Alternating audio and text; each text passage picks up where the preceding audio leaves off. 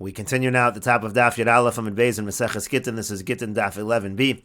Reish Lakish asks Rabbi Yochanan the following question: Eidim hachasumin ala get. If you have Eidim signed on a get, ushmoson kishmos ovdei kochavim, and their names are like the names that we find of the non-Jews. Mahu, what's the halacha? Rashi says Eidim hachasumin ala get umei Eretz Yisrael. But the question over here is you have a get that's coming from within Eretz Yisrael. The haloka amar mi medina sayam. It doesn't say it came from far away. Ushmoseyen kishmos ovdei kochavim velo yadinon I ovdei kochavim ninu o Yisrael. The point over here is we don't know whether the names that are signed on this get are they names of non-Jews or are they Jews. Mahulach shure be'edei mesira. What's the halacha? Are we allowed to say that this is going to be a kosher get if we use edei mesira? And the Gemara says, Amar Le, so he said back to him, Lo bali yadenu ela lukus velos. The only case that we've had is the names lukus and los, vehechsharnu, and we said that was kosher. V'davka lukus velos, de lo shchicha Yisrael demaska b'shmasaya. But that's only true by names like lukus and los, which Jews don't generally use those names. Aval shemasa achrini, but other names, de shchicha Yisrael, demaski b'shmasaya, where Jews would use those names, lo, so then no, then it would not be good. And Rashi explains, Lo bali adenu get sheshemos ovdei kochavim chasumin bo. We never had such a case with these kind of names. Ela echad shayu chasumin bo lukus velos, except for one where the signatures were locus and los. Vechsharnu be'edei mesira, and we said that it's kosher if you use edei mesira. V'davka locus velos sheshemos muvhakin. The point over here is locus and los are okay because those are shemos muvhakin. V'lo asi lemismach alayu, and you're not going to come to rely on them, and so therefore again with shemos muvhakin, it's going to be okay. And the Gemara continues, Esvei, we have the following question. This is from a Tosefta, Gittin haboy mi medina sayam. If you have a get that comes from overseas, from Chutz la'aretz, ve'edim chasumim aleim, and there are edim signed on it, afal pisha shmosein kishmos ovdei kochavim, even though the names that are on the get are the names of idol worshippers, of non-Jews, ksheir, and it is going to be kosher, mipnei sherov yisrael shebechutz la'aretz, shmosein kishemos ovdei kochavim. The reason why it's kosher is because the majority of Jews in Chutz la'aretz, their names are similar to the names of non-Jews. And Rashi says, below Edim Mesir. The question over here is that here we're saying it's kosher even without Edim Mesir. We just said above, you need to have Edim Mesir. Now certainly, if you have Edim Mesir, it will be good. The point over here is that now we're assuming these are Jews. Because most Jews in Chutz La'aretz, they have names that are non-Jewish. Lokos velos dafkan, yet you said only by Lokos velos, and again only with Edim Mesir, etc. And so therefore we have a question from this Tosefta. And the Gemara answers simply, Hasam over there, Kedekatani time, it actually gives you the reason. The reason is written in the Tosefta, Mipnei Sharov Yisrael Shebechutz La'aretz, Shmosei and Kishmos Ovdei Kochavim. That's because most Jews in Chutz La'aretz, their names are like the names of the Ovdei Kochavim, and that's why it's going to be kosher. You can assume that these are Jewish signatures. Rashi says, Hasam Kedekatani time of Chiyamar Rabbi Yochanan be'Eretz Yisrael. Rabbi Yochanan, when he was paskening his psak, that was in Eretz Yisrael. Dein Rov Shmosei and Kishmos Ovdei Kochavim. There, most of the names are not like the names of idol worshippers, Hilkach Mesafkin, and therefore we have a real doubt. Dilma Ovdei Kochavim Ninu, maybe they are non-Jews, Upsulan, and they're disqualified. Vafilu Be'edei Mesir Karabon Demasnisin. Maybe it would even be a problem with Eidei Mesir, because again, you might come to rely on these signatures, and so therefore again, that's different in that situation. But over here, you're talking about in Chutz La'aretz, and most Jews, they have these kind of names. Therefore, you can assume that they are Jewish signatures. And the Gemara continues, V'ika D'Yamri, there are those that say, Ki Masnisa, Boy Mineu, Pashalei Masnisa, that actually the question was exactly what's written in this Brisa, and he gave him the answer from this Brisa. Rashi explains, V'ika D'Yamri, Ki Masnisa, Boy Minei, Gittin haboy mi Medina Sayam. The original question, Reish Lakish asked Rabbi Yochanan, was by when it comes from Medina Sayam, not when it's within Eretz Yisrael. Ushmosein Kishmos Ovdei Kochavim Mau. He wanted to know what happens if it has a non-Jewish name. Upashalei Rabbi Yochanan Masnisa, and Rabbi Yochanan answered from this exact Tosefta, Techsheirin de Becheskas Yisrael Ninim. He said it's kosher because we can assume that these signatures are from Jews. And the Gemara continues with the Mishnah, Ha'omer tein get zel ishti, ushtar shichur zel avdi. Let's say a person says, give this get to my wife, or give this shtar shichur to my eved. Im ratzo lachzer b'shnei and yachzer. If he wants to retract, he is allowed to retract as long as it didn't actually reach his wife. It did not actually reach the eved. Divrei Rabbi Meir, that's the opinion of Rabbi Meir. The Chachamim say begitei nashim. That's true by gitei nashim. You can retract. Avolo b'shechrui avadim, but he's not able to retract when it's a shtar shichr to free his slave.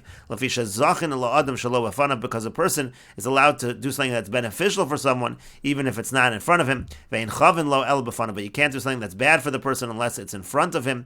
And the Mishnah now explains why. Therefore, is it a difference over here? The difference is as follows: Shem yirtza shelo lozon es avdo rashoy. If he wants to not support, not give mizonos, not give food to his eved, he's allowed to do that. But if he wants not to give mizonos to his wife, eino rasha, he's not allowed to. And so therefore what the Mishnah is saying is that when it comes to his eved, so the freeing of the eved is considered a total zuchus, it's considered completely for the benefit of the eved, and that's why he's not able to retract. The eved goes free immediately because it's a zuchus for him, he can't retract. When it comes to the wife though, so it's something that has somewhat of a chov for her, because he has to support her as long as he's married to her, and therefore since it is somewhat of a chov, so he is able to retract, she's not going to be divorced immediately. Amar lahem, so he said back to them, to the Chachamim, v'areu posel es avdim and truma. There is something bad for the Eved, because he now disqualifies the Eved from having truma, kashem shu posel es ishto, just like he disqualifies his wife from being able to have truma. Let's say he's a Kohen, so the halacha is his wife and his avadim, they're allowed to have truma. And so now if he divorces her, if he sends the Eved free, then they no longer can have truma. Amru lo, so they said back to him, mipnei shu kenyano. The reason for that is because he's an acquisition, the slave is considered owned by the owner, and the Gemara will explain what exactly that response means. And Rashi says, again, before the getter, the shtar shechur, reach the wife or reach the eved, he wants to retract. The yachzor, he's able to retract. The shliach can't pick it up and say, I'm being mezaked, I'm taking it for the benefit of the wife or the slave. He can't do that because they're not b'fanav. It's considered somewhat of an obligation, and therefore, according to Rabbi Meir, there is always an opportunity to retract. The Chacham say by Gittin Nashim the person can retract because there's a bit of a chov to the wife, avalo b'shichr. But when it comes to the freedom, there's nothing bad for the eved to go free. Shezachin lo v'zachin ben ashlich letzarcho shemirta shelo lozon es avdo rashai. Again, you can have zechiyah when it's a total benefit, because if he wants not to provide mizonos for his eved, he's able to. So it's totally to the eved's benefit. He loses nothing by going free. When he frees the eved's not losing mizonos, because anyways he doesn't have to give him mizonos.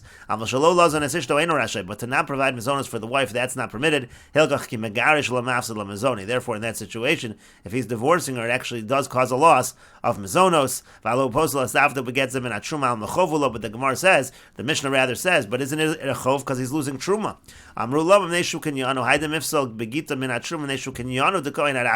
The only reason why he no longer can have truma was because he was owned by the Kohen until now. When he frees him, he's no longer owned by the Kohen. The Gemara will explain what exactly is meant by this argument. And the Gemara says, Yosef, Rav Huna, Rav Yitzchak bar Yosef, Kamed Rav Yirmiyah. Rav Huna and Rav Yitzchak bar Yosef were sitting in front of Rav Yirmiyah. Yosef, Rav Yirmiyah v'kamanamnim. Rav Yirmiyah was sitting and he was dozing off. Yosef, Rav Huna v'kaman. Rav Huna was sitting and he said as follows: Shma minami d'Rabbanan. We see from the opinion of the Rabbanan, Hatov is l'bal chov kana, that if somebody grabs something on behalf of a creditor, that actually works. That's considered to be an effective kinyan. Rashi says, Shma minami d'Rabbanan da'amri shashliach yidfos hashtar l'tzorach ha'eved. Because what are the Chachamim saying? The Chachamim saying when it comes to the eved, the shliach can grab onto the shtar shichra on behalf of the eved and free him immediately. Even though the owner, he wants to retract. He wants to make him no longer his shliach. This is basically grabbing it against his will. And so it sounds like the same thing would be true again if you grab something on behalf of a creditor from somebody who owes that creditor. It seems to be that creates a kinyan. But the Gemara continues, Amar le Rav Yitzchak bar Yosef. So Rav Yitzchak bar Yosef, he said to Rav Huna, V'afilu b'makom shechav le'acherim. Is that true even though you're causing harm to somebody else? As Rashi says, first, Satofis le'balchov, Adam and Ashuk, Shatofis metaltali b'nechsei Ruvain, L'tzorach Shimon shu balchov kan. Again, a person just grabs something from Ruvain for the creditor who is Shimon. So he said, V'afilu b'makom shechav le'acherim. Is that true even if you're causing harm to someone else? Lashon she'elu, this is a question. V'nishma minei nami, V'afilu b'makom shechav atofis hazeh, b'tvisaso zos Malchus LeLevi. Let's say Levi's involved in this case also. And by grabbing on behalf of Shimon, you're harming Levi. To have a Leinami Balchov de Ruvain. Let's say you have a situation where Levi's also owed money by Ruvain. So Ruvain owes money not only to Shimon, he also owes to Levi. So now if you're grabbing for Shimon, you're causing Levi to lose out. Does that also work? Because in our case also, the Shliach is grabbing on behalf of the Eved, but it is creating an obligation, it's creating something negative for the owner. So do you see that Tofes Lebalchov works? Amar Lei, so he said back to him, yes, it works even in a situation where it's Chavli Acherim. So at that point, Adahachi, in the meantime, Itar Behur of Yirmiyah now woke up. Amar Lu, he said to them, Dardiki Hachi Amar Rabbi Yochanan, young ones, this is what Rabbi Yochanan says, Hatov is Lebalchov B'makom Shechavli Acherim Lokan. If somebody grabs for a Balchov and it causes an obligation, it causes something negative for somebody else, so in that case, it is not going to be a Kinyan. V'yim Tomer, now if you're going to say Mishnah Seinu, what about our Mishnah where it seems like the Shliach is able to grab on behalf of the Eved? Kala Omer Tenu, Ka Omer Zechu Dami. It's different because in our Mishnah, he said give it to the Eved. He gave it to the Shliach to give to the Eved. That's like you're telling him Zechu. It's almost like you're saying you should grab it and be Zocha in it on his behalf. And Rashi explains, if you're going to say, don't we see from our Mishnah that the Kinyan works? Ka'omer zechu dami, our Mishnah is different because tenu is the same thing as a zechu. But what actually happened over here is the master made him a shliach in order to be zoch on his behalf. Even though the Eved doesn't know, again, there's a principle of zachin l'adam shelo b'fanav. Even if it's not in his presence, you're allowed to do something that's to somebody's benefit, even when it's not in their presence. And the Gemara continues, Amar Rav Chisda says, Hatofes lebalchov b'makov shechav le'acherim. In this exact case, let's say a person is tofes for a creditor in a situation where it causes an obligation to someone else. Banu lemachlokas Rabbi Eliezer v'Rabbanan. That's actually a machlokas tanoim between Rabbi Eliezer and the Rabbanan. The Tanan, as we learned in the Mishnah, as follows: Mishaliket es hapeya. Let's say somebody grabs peya. The Amar, and he says, Harezu leploni ani. I'm taking this peya for so and so who is an ani. Rabbi Eliezer, Amar Zachalo. Rabbi Eliezer says he can be Zocha on behalf of the Ani. Now in this case, he's being Tofes, he's grabbing it for one Ani, and now another Ani will not be able to get it. You see Rabbi Eliezer holds, HaTofes lebalcho b'makom shechav le'acherim works. The Chachamim, but the Chachamim say you can't do that. Yitanenu la'ani hanem sarishan. He has to give it to the Ani, the first Ani that he finds. Amar Ameimar v'yiteimer Rapapa. Now Ameimar responds to this, and some people say Rapapa responds to this. And Rashi explains Misha liket balabayis usher. The case over here is the person who's grabbing the peya is an usher. He's wealthy, so he's not entitled to it for himself. Shaliket esapeya v'hainu makom shechav li'anim. And this is a case where again he's causing an obligation, so to speak, to other anim. He's causing a loss to other anim by giving it to a particular ani. And we will continue with this discussion in the next video on Daf Yud Beis Amud Aleph.